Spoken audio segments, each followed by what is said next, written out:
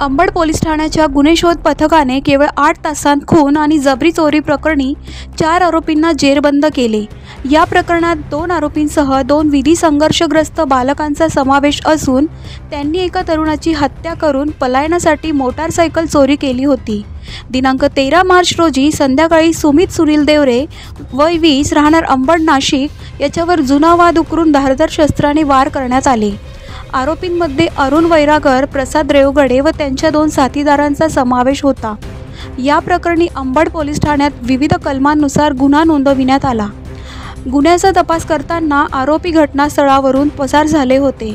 मात्र पोलीस निरीक्षक राकेश हंडे यांच्या मार्गदर्शनाखाली गुन्हे शोध पथकाने अहोरात्र प्रयत्न करून आरोपींचा माग काढला। मुंबई आग्रा हायवेवरील राणेनगर येथे 4ही आरोपींना ताब्यात घेण्यात आले। ही उल्लेखनीय कामगिरी पोलीस आयुक्त संदीप कर्णिक, पोलीस उपायुक्त मोनिका राऊत, सहाय्यक पोलीस आयुक्त शेखर देशमुख यांच्या मार्गदर्शनाखाली पार पडली।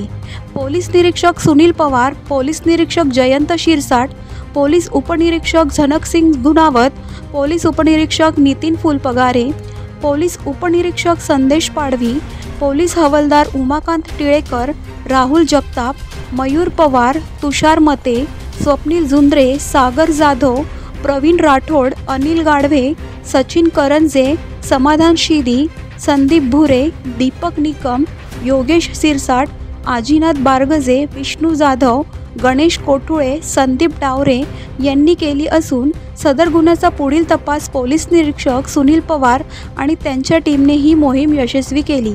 पुढील तपास पोलीस निरीक्षक सुनील पवार करीत आहे।